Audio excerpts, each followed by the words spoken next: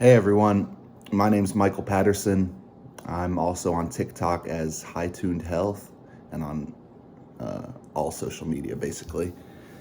Um, what I wanted to do today is talk about my story.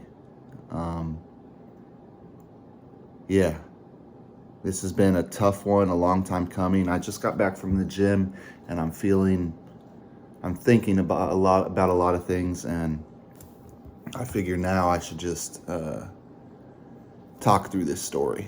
Um, I've been a blessed individual my entire life. I grew up in a middle class family, always had food in the fridge, had two parents, uh, not the best like family relationship, but um, I had a place to sleep every night and I had food in the fridge, and that's a lot more than a lot of people get, and I'm extremely thankful. I think the drug abuse that comes up in my life is to address trauma that I experienced within my family. At least that's what I think. Um, yeah, it's tough. I don't know. So yeah, this starts ninth grade. I go to high school. I've already been smoking weed. Hadn't been arrested yet. That doesn't come until junior year of high school, 2015. High school, I got addicted to pills early on. I think ninth or 10th grade is when I started doing Xanax, uh, and that was a daily thing for, yeah, basically all of high school. I remember just getting really high off Xanax for, yeah, all my classes in high school, basically.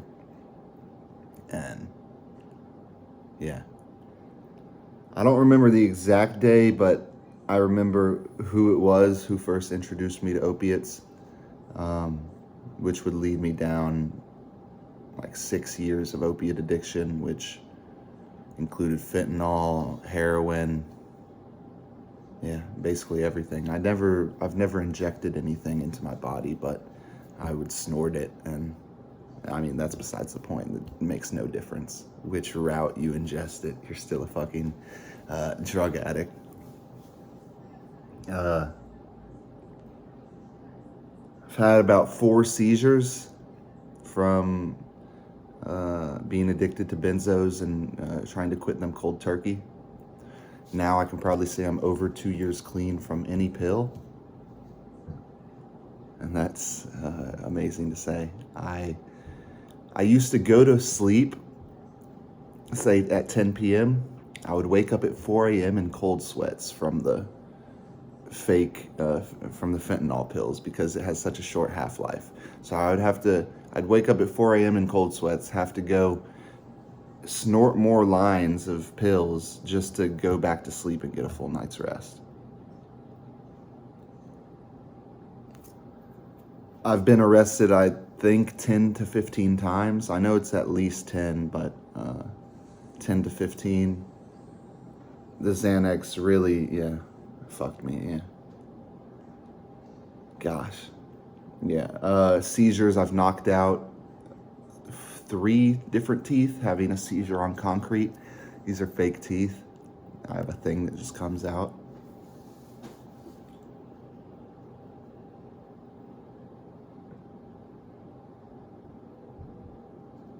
Yeah. Um, I started off doing pain pills like Percocets and Oxys. Then this is a very common story.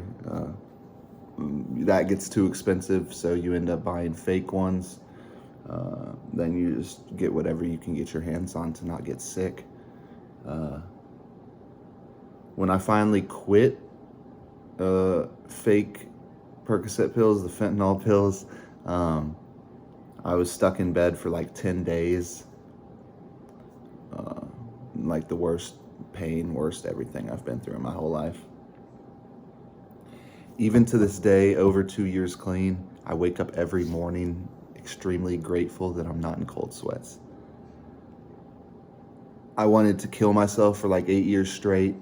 I had no motivation, in a bunch of debt. So I end up, of course, I'm selling drugs throughout this whole thing. I thought selling drugs was cool. Someone ends up telling on me. The police raid my house. I get arrested. It's COVID time. 3 years later, I have court finally for the case. I get an offer of 13 to 25 months in prison. That was the first offer, and I accepted it because I knew I wanted to change my life, and I really wanted to change my life, but I needed something to make me, if that makes sense. Like, I was kind of excited at the thought of going to prison because it would be maybe a way out, and thank God it was. The craziest thing, I spent about 15 months in prison, 435 days or something. The whole time I was in there, I told myself, no matter what, I'm not going to come back because it's terrible. It's the worst thing in the world. But I had never made the active choice that I was going to change my ways. I still told myself, oh, I'll be able to get out and do a Percocet every now and then. That'll be fine. So I get out May 1st of 2024. I go back to seeing this friends with benefits situationship, whatever the fuck. I continue that for about a month. I wake up at her house one morning and I just think to myself, what the fuck am I doing? What is my life? I'm at a girl's house who doesn't even care about me. Like, the relationship is purely just physical. Like, what am I doing? So I just left. We haven't spoke since. I've reached out and like said, Happy New Year. Like, I genuinely hope you're doing good. But yeah, we haven't spoke since. And that was really the genesis of me realizing my worth. I'm worth a lot more. This girl, our situationship or whatever, I was like obsessed with her, like almost in love with her. And she was calling me to my face a simp. And like, dog, what the fuck are you doing, bro? What? Like, have some self-fucking respect. Come the fuck on. And it was hard because especially after 15 months in prison, you want to go back to something comfortable, like a warm body in bed, sex. It's so easy to go back to something comfortable, but at the cost of what? Like, all my dignity? So that was the genesis of everything. Me realizing I deserve more. I deserve a lot fucking more, and getting up and leaving. Since I came home from prison, I haven't tried pills. The only thing I've done is weed. But yeah, realizing that situation with that girl, that was the beginning of everything. I then decided I wanted to lose weight, all the weight I gained in prison. So I was 206 pounds the day I came home, May 1st, and my goal was 175 pounds. I reached that within, I think, 3 months by severe dieting, which I wouldn't recommend. I learned the hard way. Each macronutrient is extremely important. Yeah. Then I was scared to go to the gym because I thought I was too overweight and people would laugh at me. So I lost the weight first. And once I got to 175, that's when I started going to the gym. Crazy, stupid thinking. It's been the root of all, it's ridiculous. So I start going to the gym, start working out, start loving bench press. And I'm benching one day and I tear something right here. It was this is within like a month or two of going to the gym. It was my first injury ever. I continue to work out for like 15 minutes before I realize, oh, this is definitely fucked. Um, I could barely move my arm. It would hurt anytime I coughed. It hurt to like drive. Like, yeah, I tore something.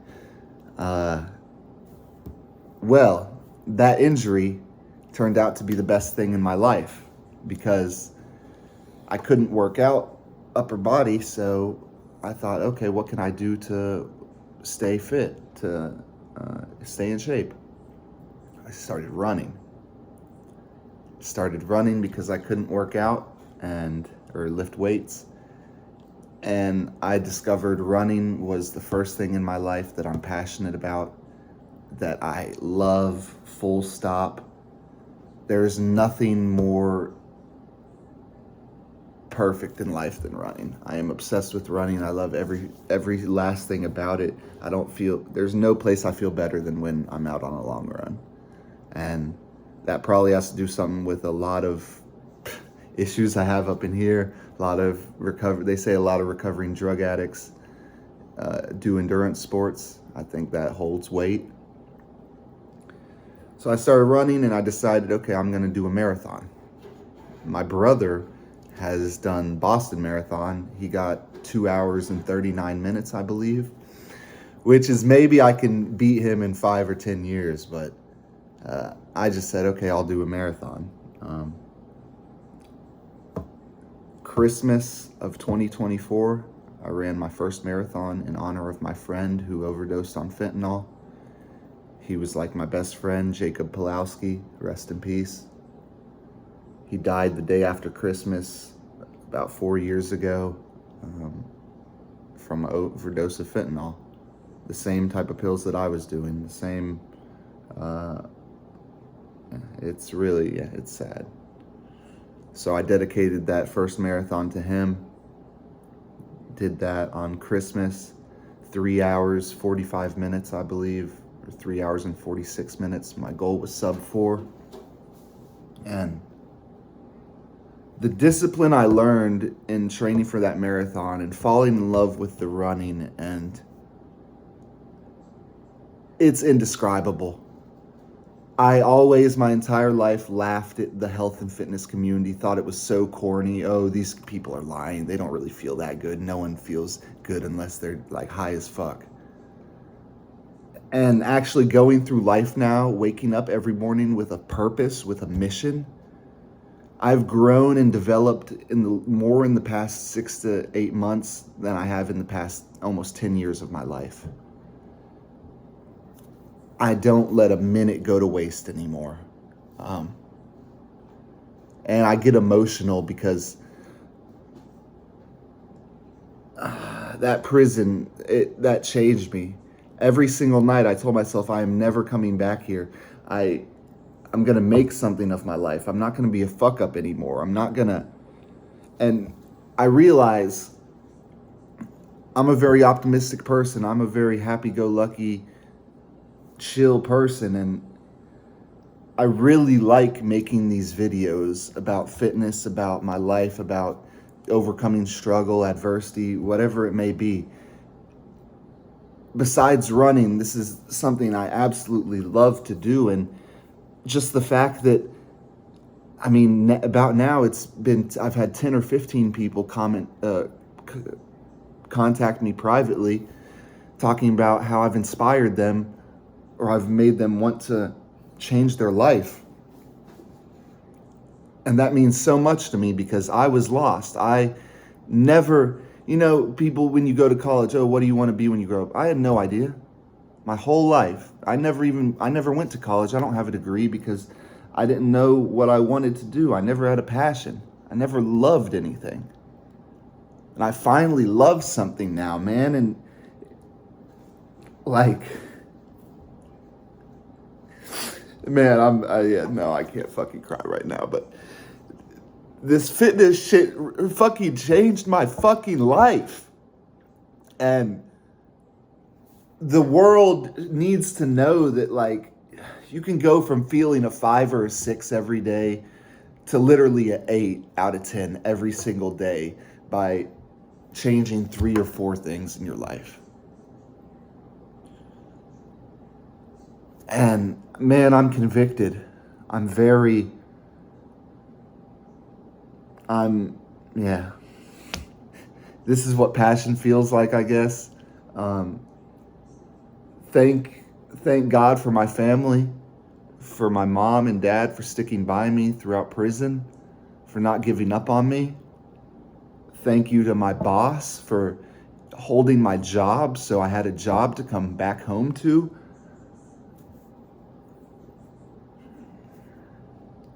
You got to put in the work, man, and life does get better. This is coming from someone who tried to kill themselves, who struggled with self-image issues their whole life, social anxiety,